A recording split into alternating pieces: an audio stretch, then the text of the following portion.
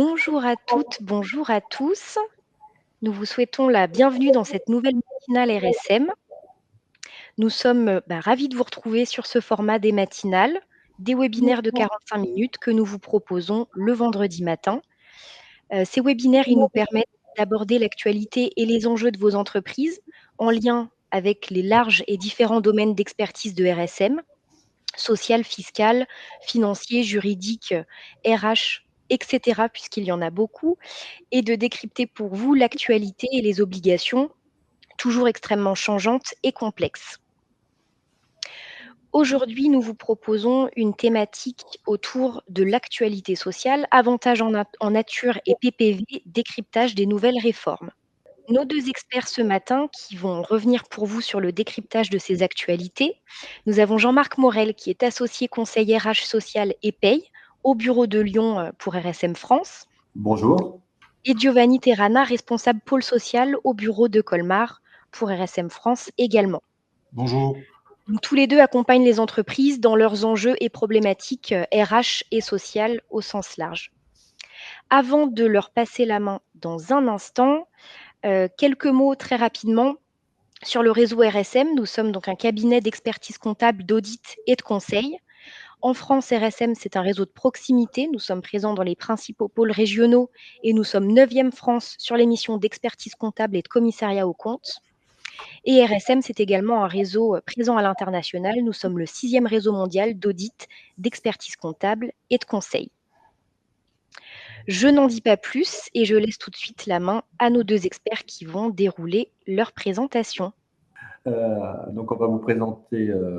L'idée, c'est de reprendre de manière très concrète les deux points de l'actualité qui ont quand même pas mal chamboulé les manières de faire, qui sont donc sur les allègements de charges sur la PPV, et Giovanni va continuer là-dessus. Et puis après, je vous parlerai plus longuement sur les avantages en nature et sur les conséquences, et surtout, est-ce qu'il y a des choses à faire, et dans l'un cas comme dans l'autre. Parfait. Merci Jean-Marc. Donc, premier sujet, la réforme des allègements généraux de cotisations patronales. Donc, comme vous le savez, nous nous sommes rencontrés, en tout cas ceux qui ont participé au premier webinaire de la rentrée le 17 janvier dernier. Nous étions orphelins de la loi de financement de sécurité sociale, puisque le gouvernement Barnier avait fait l'objet d'une motion de censure. Nous n'avions pas de gouvernement. Les lois de finances qui tombent généralement fin d'année ne sont pas parues en temps et en heure. Donc, le gouvernement Bayrou est passé par là en début d'année, qui est toujours actif, comme vous le savez. Et la loi de financement de sécurité sociale est arrivée en bout de course le 28 février dernier. Donc, ça a été relativement perturbant pour les entreprises. En tout cas, le message, on va dire, commun depuis la fin d'année entre les deux gouvernements reste le même.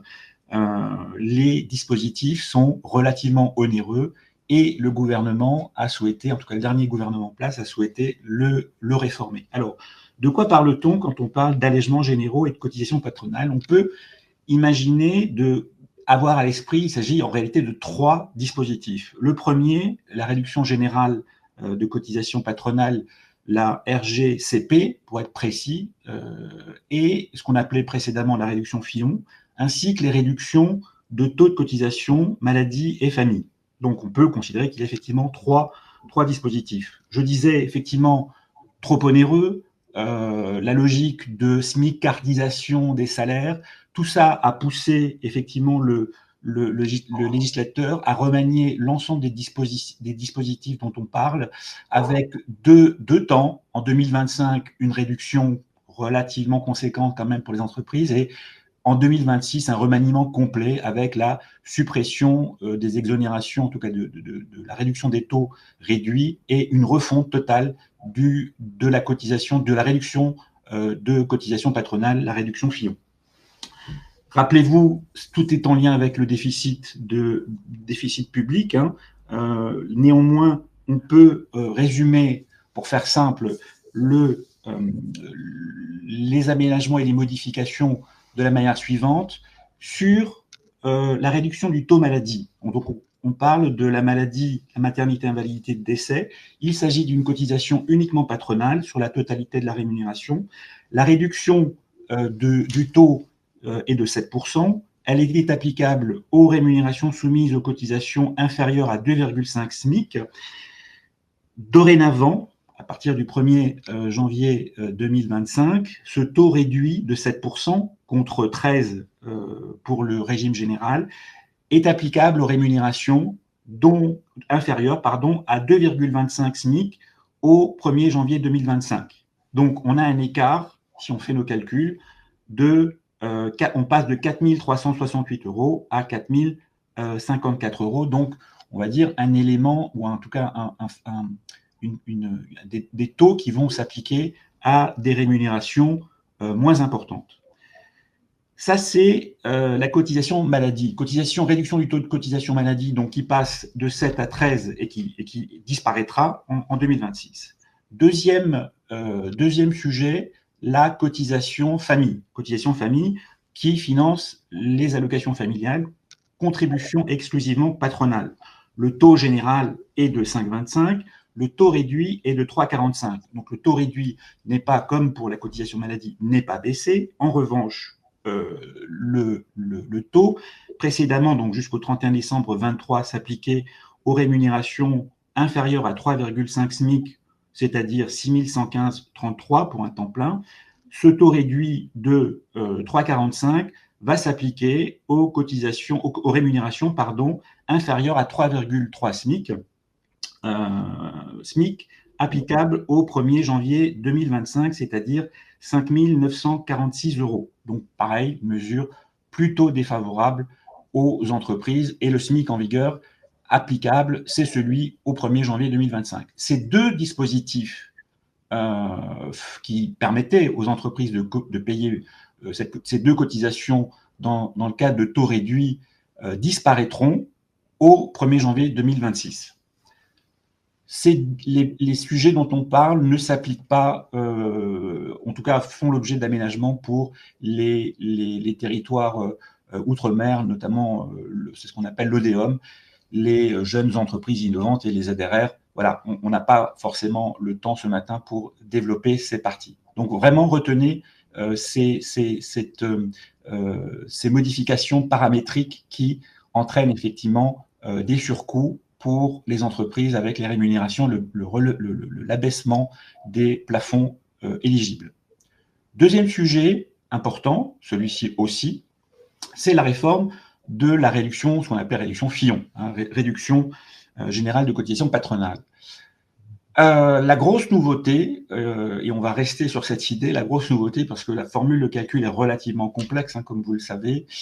La réduction Fillon n'est pas annulée l'année prochaine, elle sera effectivement remaniée de fond en comble, toujours dans l'esprit d'éviter cette idée de smicardisation des salaires, puisque le gouvernement pense et estime qu'il s'agit de trappe à salaire, évitant et empêchant les entreprises d'augmenter les rémunérations de ses salariés pour profiter de cet allègement de charges. Comme vous le savez, cet allègement de charges est applicable jusqu'aux rémunérations équivalentes à 1,6 SMIC, donc du SMIC jusqu'à 1,6, et effectivement, le montant de la réduction est dégressive. La grosse nouveauté depuis le 1er janvier 2025, c'est l'intégration de la prime de partage de la valeur versée ou placée dans la rémunération annuelle qui sert de calcul à la réduction Fillon. Donc, ce que l'on avait avant, ça ne change pas.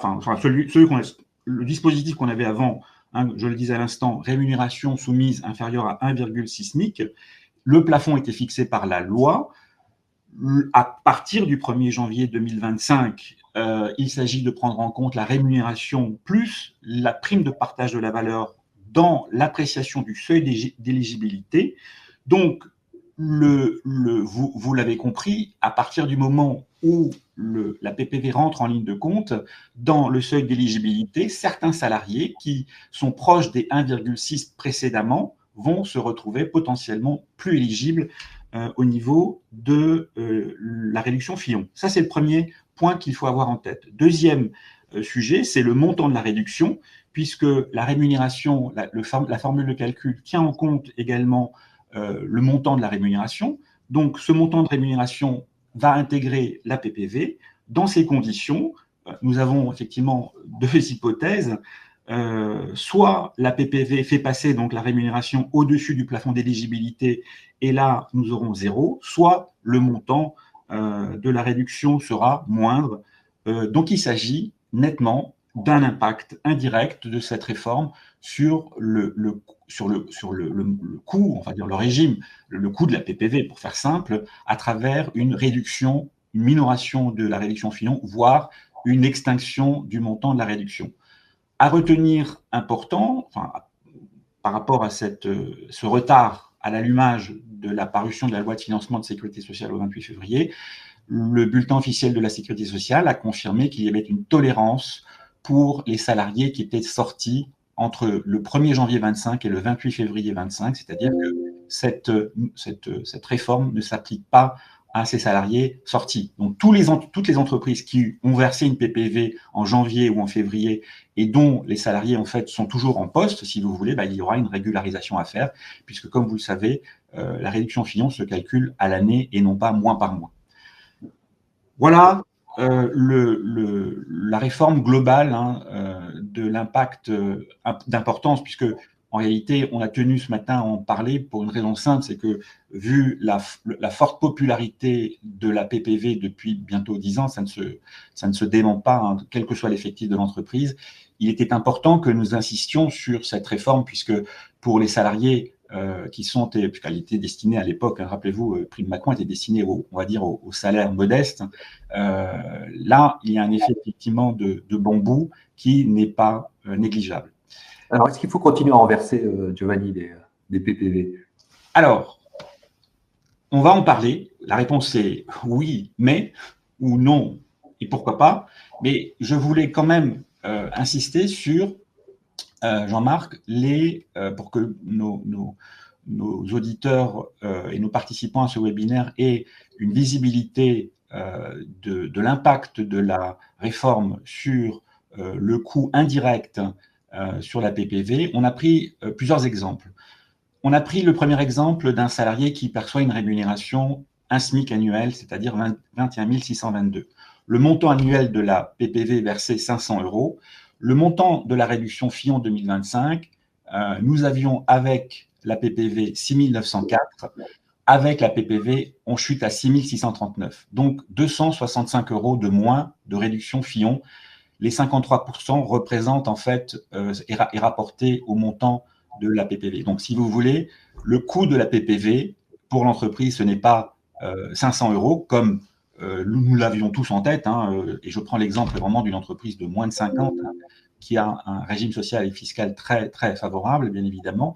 Là, ça coûte 53% de plus. Et on se rend compte, dans les différents exemples que vous pourrez bien évidemment consulter, que quel que soit le cas de figure, effectivement, jusqu'à un SMIC, 1,6 SMIC, le coût, l'impact de cette réforme de la réduction Fillon est de loin pas négligeable.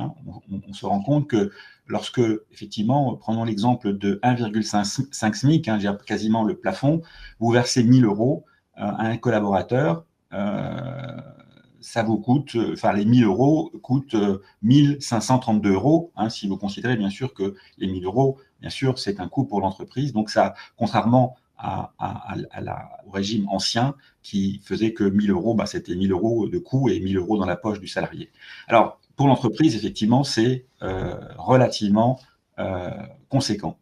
Et globalement, si jamais on a des salariés qui sont tous à 1,6 SMIC, il y a 53% de charge quand on met de la PPV. Ça revient à ça, en fait. Voilà. Alors, un 6 SMIC, on n'y est plus. Donc, il faudra juste être en dessous. Mais c'est vrai que jusqu'à ce que nos logiciels de paye soient paramétrés correctement, on avait un petit peu des doutes, on était un peu dans l'expectative de savoir quel était l'impact. Et là, effectivement, c'est relativement conséquent. Il faut savoir que le gouvernement table sur une économie de l'ordre de 600 millions d'euros sur cette réforme et l'intégration de la PPV. Alors, Jean-Marc, tu posais effectivement une question très pertinente sur le fait de savoir que fait-on. Alors, on va y répondre, bien évidemment, mais on tenait préalablement à ce développement, rappeler que le régime social et fiscal attaché à la PPV n'est pas modifié. C'est ça qu'il faut avoir bien en tête. Nous en avions parlé début janvier, lorsqu'on a fait notre webinaire de la rentrée, le 17 janvier dernier. Le régime social et fiscal renforcé pour les entreprises de moins de 50, donc jusqu'au 31 décembre 2026, reste le même, donc extrêmement avantageux, bien évidemment, puisque il y a pour les salariés qui touchent moins de 3 SMIC annuels, la prime est non imposable, exonérée de tout. Donc 1 euro versé égale 1 euro de coût et 1 euro dans la poche du salarié. Pour les rémunérations au-dessus de 3 SMIC annuels, la seule différence, les deux différences importantes quand même, c'est l'imposition de la PPV, sauf affectation, ça vous le savez, depuis juillet dernier 2024, la possibilité d'affecter la PPV à un plan d'épargne entreprise ou retraite, et l'assujettissement à la CSG-CRDS. Entreprise de plus de 50, là, effectivement, quel que soit le niveau de rémunération, la PPV est imposable, sauf affectation à un plan d'épargne entreprise ou retraite, exonéré de l'ensemble des cotisations sociales, ça c'est on va dire le dénominateur commun pour tout le monde, et assujettissement à la CSG-CRDS. Notez quand même que pour les entreprises de plus de 250 salariés, le forfait social est dû, donc le forfait social de 20%. Et en 2027, 1er janvier 2027, ce sera le dispositif pérenne. Alors, on ne va pas trop s'éterniser là-dessus, parce qu'en réalité, de l'eau risque de couler sous les ponts d'ici là. Donc, le slide que j'avais déjà avec Aurélia développé en début janvier reste le même, mais vous aurez la possibilité de l'étudier. On y verra plus clair dans les prochains temps. Et pour répondre à la question dont on parlait, et se pose effectivement la question de l'attractivité ou non de la PPV. Il est clair que les entreprises qui occupent des salariés dont les rémunérations, alors prenons un exemple caricatural, au-dessus de 1,6 SMIC, il n'y a pas de débat. La PPV reste bien évidemment intéressante, puisque la PPV, là, pour ces entreprises qui versent des rémunérations au-dessus de 1,6 SMIC, ne sont pas concernées. Sont concernées, bien évidemment, les entreprises qui ont un portefeuille, comme beaucoup d'entreprises, bien évidemment, avec des rémunérations soit au-dessus de 1 SMIC, soit en dessous de 1,6 SMIC, et qui étaient éligibles, bien évidemment, et qui sont éligibles, bien évidemment, à la réduction Fillon. Et dans ces conditions, bien sûr, il y a un impact. Alors, et tout va dépendre, bien évidemment, de la quantité de salariés, donc avec des rémunérations inférieures à 1,6 SMIC, et l'impact. Donc, il y aura probablement à faire quelques petits calculs pour s'assurer que ça reste toujours rentable. Et bien évidemment, les entreprises qui pourraient n'avoir que, en tout cas la majorité des salariés, des salariés rémunérés à en dessous d'un SMIC, là, se pose très clairement la question, puisqu'on peut effectivement se rendre compte que la réduction Fillon peut être très fortement diminuée, voire annulée. Donc là, extrême vigilance dans l'évaluation et dans la stratégie. Et nous estimons que nous avons bien sûr des leviers alternatifs à la PPV, et comme vous le savez, puisqu'on en a parlé longuement dans le passé à travers nos webinaires, la possibilité alors de mettre en place un accord d'intéressement, avec comme contrainte, bien évidemment, de conclure un accord avec les salariés, de le déposer à l'administration, d'imaginer une formule de calcul, puisque la PPV, vous vous souvenez, il n'y a pas de formule de calcul, c'est du one-shot, il n'y a pas de dépôt non plus à l'administration, il n'y a pas de contrôle non plus a posteriori, sauf contre l'URSSAF, bien évidemment, mais il n'y a pas de contrôle de l'administration sur la légalité et la régularité de la décision unilatérale. Donc, l'intéressement, oui, reste une alternative tout à fait intéressante pour les entreprises. L'esprit de l'intéressement n'est pas du tout le même que la PPV, donc il y a une réflexion à mener au sein des entreprises pour la mise en place d'un contrat d'intéressement. Pour ceux qui ont déjà un contrat d'intéressement, va se poser, et je pense que vous êtes... si vous avez mis en place un contrat d'intéressement, vous êtes au courant qu'il existe une possibilité d'envisager le supplément d'intéressement. pareil pour la participation. Supplément d'intéressement, c'est aussi, ça ressemble un petit peu à la PPV. C'est à l'époque du gouvernement Raffarin qui a imaginé cette possibilité de, par décision unilatérale, d'augmenter unilatéralement, par une décision du conseil d'administration, le montant de l'intéressement calculé précédemment par l'accord, par le biais d'une enveloppe et qui fait l'objet d'une répartition, à condition que ce soit une répartition pareille que ce qui est prévu dans l'accord d'entreprise, un supplément qui serait tout à fait une forme alternative à la PPV. L'intéressement reste aussi attractif, contrairement à la PPV, parce que tout simplement, l'intéressement bénéficie aux dirigeants, aux chefs d'entreprise. Donc ça aussi, bien peser le pour et le contre de renouveler la PPV en 2025 et les années suivantes, on va dire ça comme ça, et de réfléchir sur des leviers alternatifs. On attire également votre attention sur le fait que les entreprises de 11 salariés et plus, on évoque là les entreprises de 11 à 49, sont soumises à une obligation de mettre en place un dispositif de partage de la valeur dès lors que leurs bénéfices augmentent d'1% de leur chiffre d'affaires de manière consécutive au cours des 3 derniers exercices, sujet qu'on avait déjà abordé en début de cette année. Donc, la stratégie maintenant de ces entreprises de 11 à 49 qui sont tenues, si elles sont concernées par cette augmentation du bénéfice net fiscal, on va dire les cartes sont redistribuées. Elles pensaient peut-être à raison l'année dernière de mettre en place une PPV. Aujourd'hui, le sujet est un petit peu troublé, on va dire, les cartes sont un petit peu moins faciles à déchiffrer et il est indispensable effectivement de s'interroger sur le levier de partage à mettre en place et de ne pas avoir forcément un réflexe pavlovien qui consiste à dire PPV c'est plus facile, on met en place. Non, la PPV aujourd'hui a un impact très net, on l'a vu avec les exemples de tout à l'heure, un impact très net sur le montant de la réduction Fillon, donc attention à ne pas forcément y aller tête baissée. C'était le slide qui suivait, pardon, j'ai anticipé, vous m'excuserez, j'ai anticipé mon propos et c'est ce slide effectivement qui récapitule le propos que je souhaitais tenir. Est-ce que, Jean-Marc, tu voulais compléter peut-être cette partie?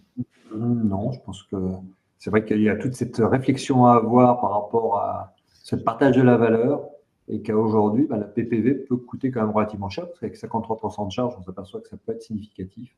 Mais ça reste très intéressant dans les cas où on est au-dessus de 1,6 SMIC. Effectivement, il n'y a pas de réponse générale. Il faut tenir compte de cet impact négatif sur la réduction Fillon et c'est du cas particulier. Voilà.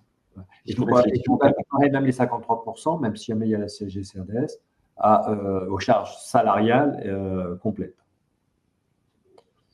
Alors, il y avait quelques questions, je crois qu'on peut peut-être les prendre avant d'attaquer les avantages en nature. Alors, oui, si vous souhaitez. Il y avait une question d'Isabelle qui nous demandait si les impacts sont calculés ici avec le fractionnement de la RGCP. Et elle précise 2 contrats sur 2025 avant et après le 1er mai 2025.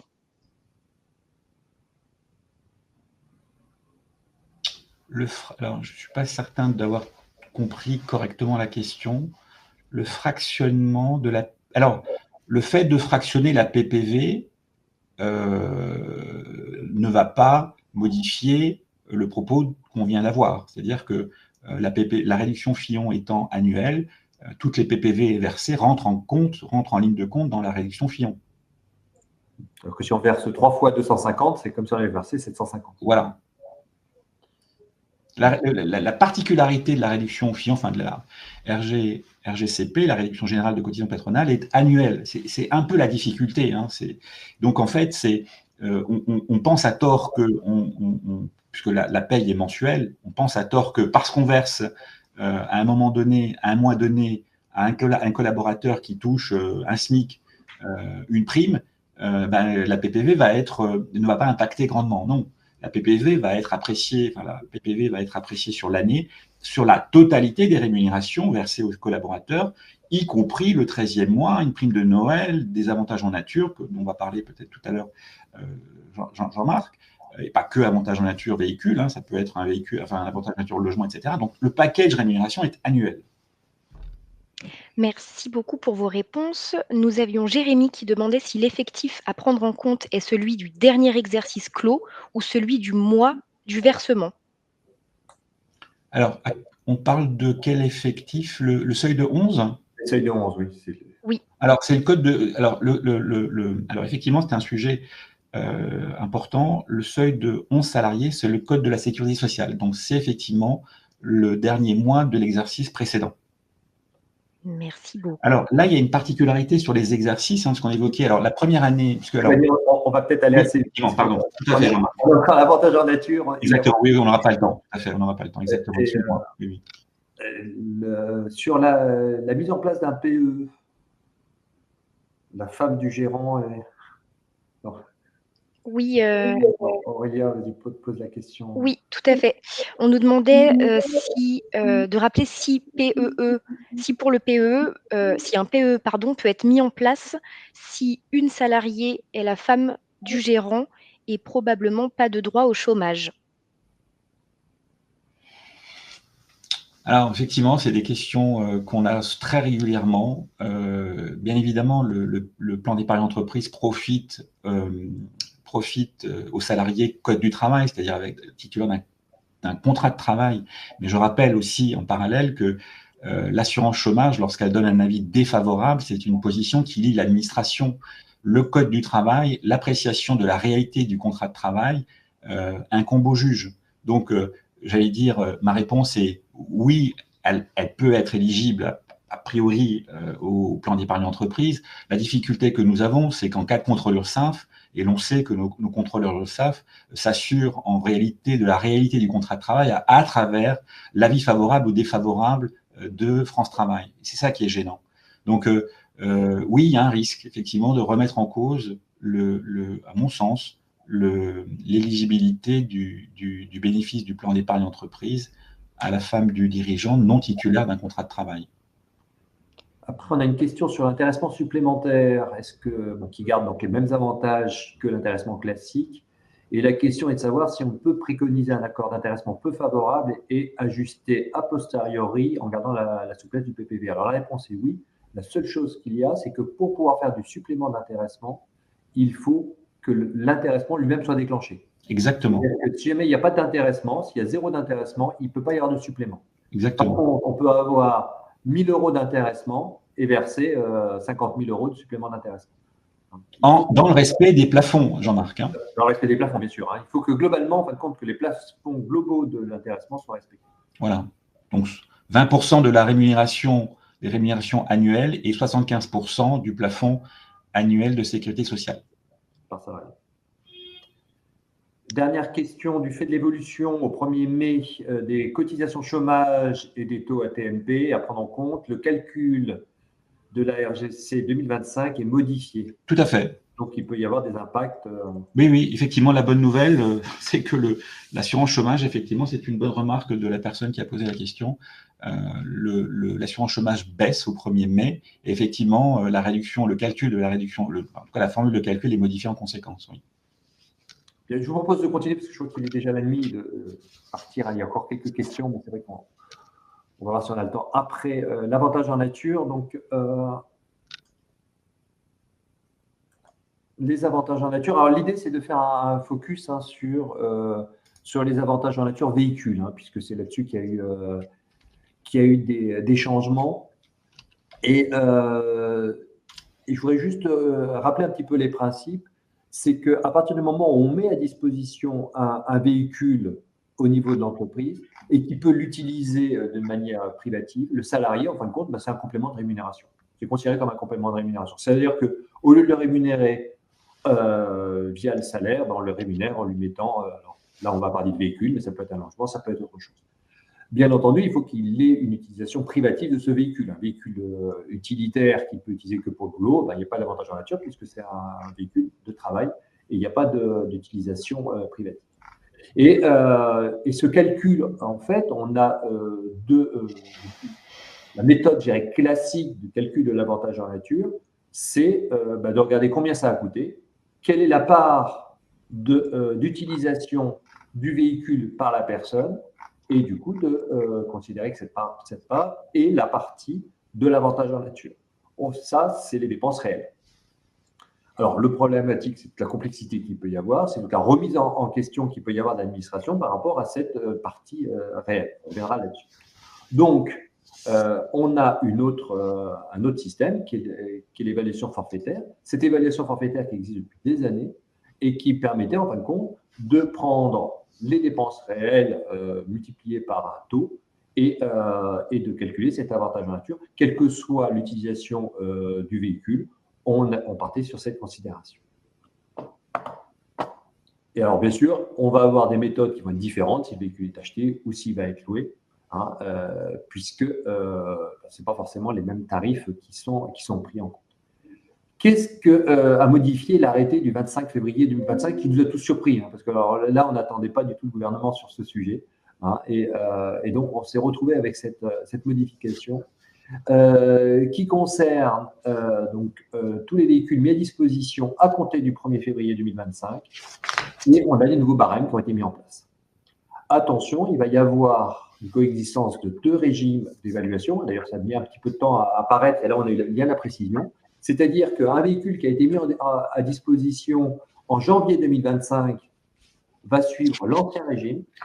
Un véhicule qui a été mis à disposition aux collaborateurs après le 1er février 2025 va suivre le nouveau régime, la nouvelle évaluation.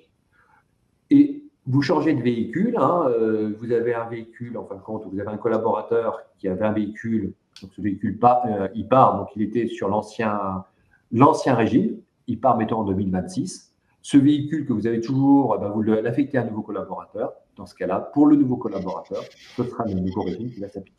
Vous voyez bien que c'est la mise à disposition du véhicule qui compte, ce n'est pas l'acquisition ou l'entrée du véhicule dans la société. D'où la coexistence des deux règles. Alors, je rappelle les règles et justement les changements qui ont lieu. C'est que la valorisation forfaitaire d'avantage en nature, donc quand on est sur des véhicules achetés, il passe de 9% à 15% du coût d'achat. Et de 6 à 10% pour les véhicules de plus de 5 ans. Si l'employeur prend en charge le carburant, et on reviendra là-dessus parce que c'est quand même une grosse problématique, puisque là, ça arrive à des montants qui sont assez importants, puisqu'on passe de 12 à 20% du coût d'achat. Sinon, 9 à 15 pour les véhicules de plus de 5 ans. Pour les véhicules loués, on passe de 30 à 50% du coût global annuel. Et si jamais l'employeur prend en charge le carburant, dans ce cas-là, on passe de 40 à 67%. Vous voyez l'impact. Alors, bien sûr, quand on parle de carburant, on va parler du carburant fait à titre personnel. C'est-à-dire que c'est quand on prend la globalité du carburant.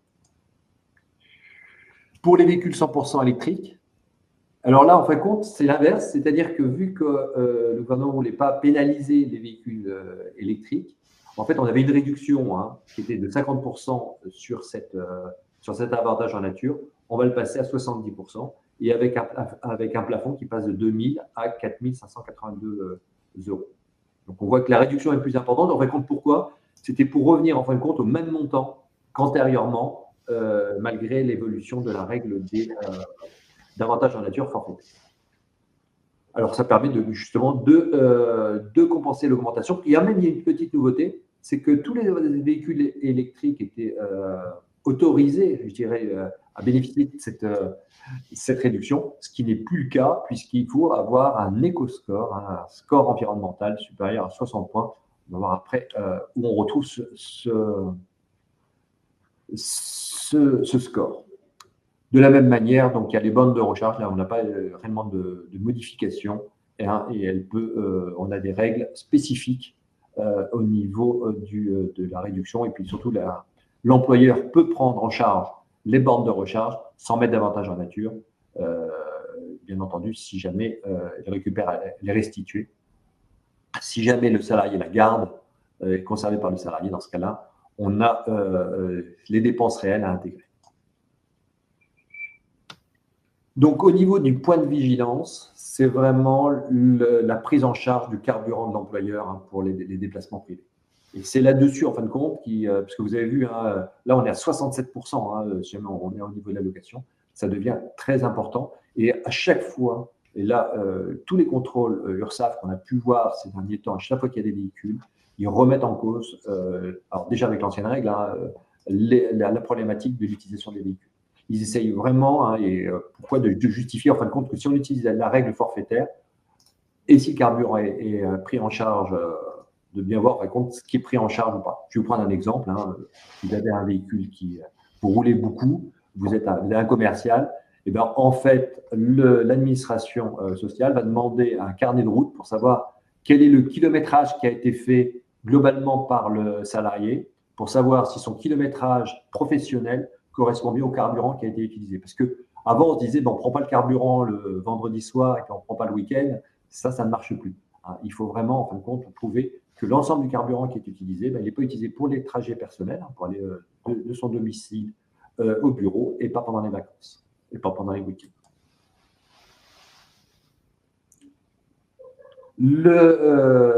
Donc, l'avantage en nature du véhicule au niveau réel, cette fois-ci. Hein. Donc, là, on va prendre l'amortissement du coût d'achat, hein. Donc l'amortissement du véhicule, si c'est un véhicule acheté, donc c'est 20%, hein, plus les assurances, plus les frais. Si jamais il a plus de 5 ans, ça sera 10% seulement. Et si en location, on prend le coût global. Et ce montant-là, on va le multiplier par le nombre de kilomètres parcourus à titre privé sur le nombre de kilomètres total. Et vous voyez qu'avec les avantages et avec les kilométrages, en fin de compte, le changement d'avantages en nature, on va avoir vraiment intérêt, dans certains cas, sur les gros rouleurs, de passer au niveau du réel. Alors, juste au niveau de l'éco-score, je vous ai dit tout à l'heure qu'il y avait maintenant des tableaux et vous avez un site qui est prévu où il y a tous les véhicules qui sont indiqués et vous pouvez voir si le véhicule concerné correspond bien au niveau de l'éco-score et qui est inférieur à 60. Alors, qu'est-ce qu'il faut faire? Est-ce qu'il faut passer à une flotte de véhicules électriques?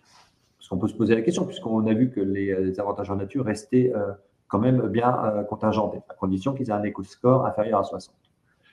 La seule chose, c'est que ce n'est pas valable partout. Hein, il faut voir, en fin de compte, les collaborateurs qui bénéficient du véhicule dans le cadre de package de la rémunération. Vous avez quand même des collaborateurs, des cadres, sur lesquels, en fait, ils ne vont quasiment pas s'en servir à titre professionnel. C'est juste dans le package de la rémunération qu'il y a la mise à disposition d'un véhicule. Là, il faut vraiment se poser la question, puisque globalement, avec 67% si on utilise le carburant, ça commence à venir très cher.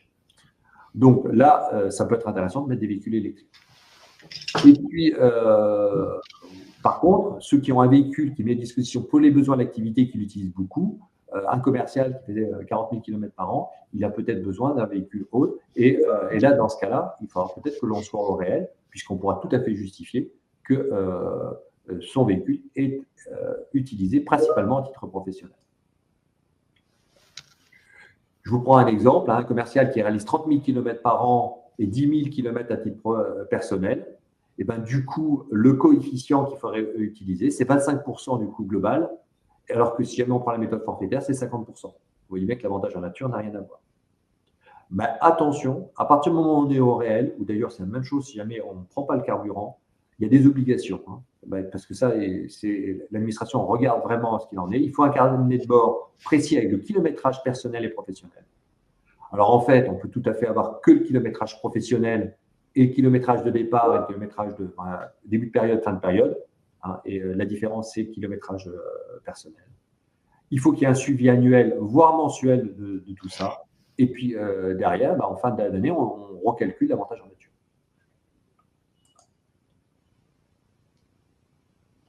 Voilà ce qu'on pouvait dire rapidement sur les avantages en nature. Je sais pas si Jean-Marc, peut-être attirer l'attention de nos auditeurs sur un arrêt de Cour de cassation paru l'an dernier au bulletin de la jurisprudence concernant l'omission sur le bulletin de paie de l'avantage en nature, quel que soit finalement, puisque l'arrêt en question parlait d'un avantage en nature logement, mais il est parfaitement transposable à l'avantage en nature véhicule, hein, très probablement. Le fait d'omettre volontairement d'indiquer l'avantage en nature sur le bulletin de paye est constitutif de travail dissimulé. Le travail dissimulé, c'est quoi? C'est des sanctions pénales, avec lourdes sanctions pénales, hein, on ne va pas les détailler ce matin. Donc, grande vigilance, puisque la jurisprudence sur cette question-là est désormais très claire.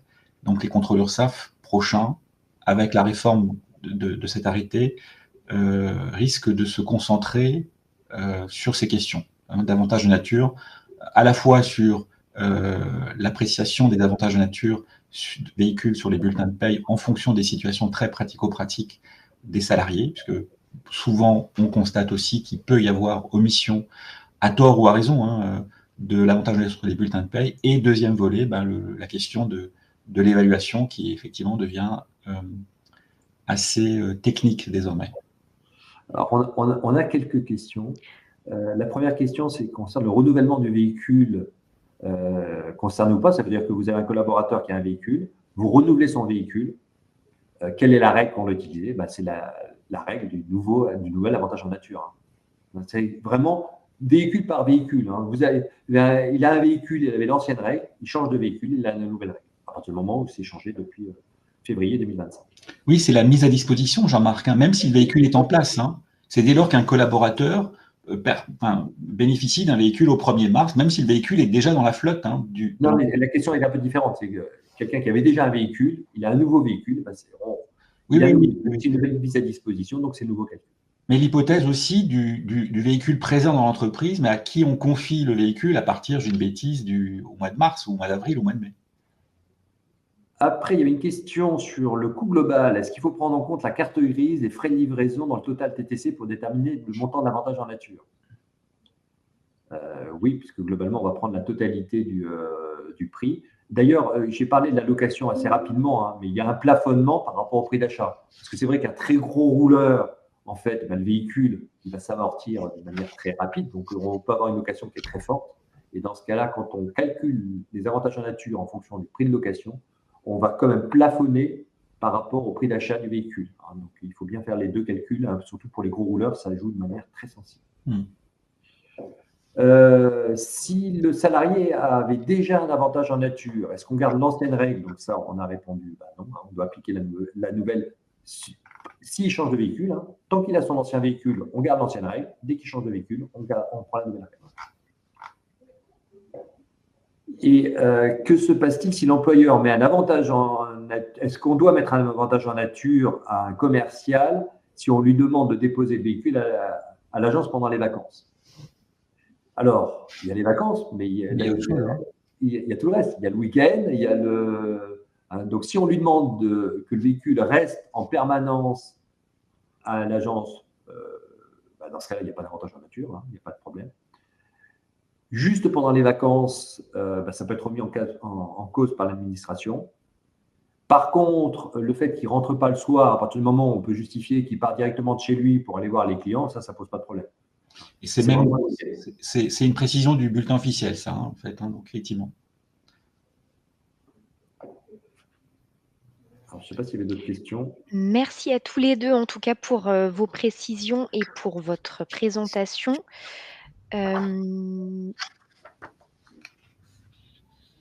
Et merci à vous pour vos questions. On va respecter le timing. Exactement. Ah oui, on est bon. Tout à fait. Bravo. En tous les cas, on reste à votre disposition si vous avez des questions. Alors, on a une autre question concernant plutôt la PPV, une question de Nelly. Savez-vous si, avec l'impact de l'intégration de la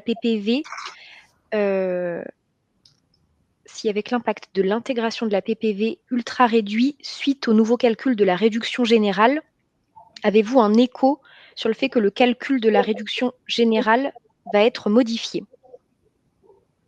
Ah, donc une réforme qui pourrait être dans les tuyaux parce que la PPV aurait un impact ultra… écoutez, non. On ne connaît pas les informations en avance, en revanche, ce qui est certain, c'est qu'en 2026, la réduction Fillon, enfin la réduction générale de cotisation, le plafond va être rehaussé à 3 SMIC annuels.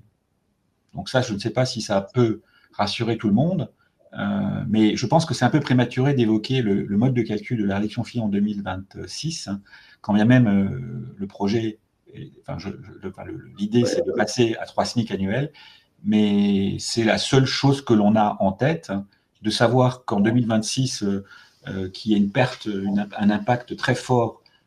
Est-ce qu'il y a quelque chose dans les tuyaux? Pas à ma connaissance, non. Si c'est ça la question, enfin. Avec les changements qu'il peut y avoir, on l'a vu avec les avantages en nature, hein, on n'est pas au bout de nos surprises. Merci beaucoup à tous les deux pour vos réponses. On a bien conscience que vous avez aussi des situations très spécifiques en fonction de vos structures, donc n'hésitez pas à revenir vers nous si vous souhaitez qu'on puisse vous accompagner de manière beaucoup plus précise en fonction de vos cas spécifiques.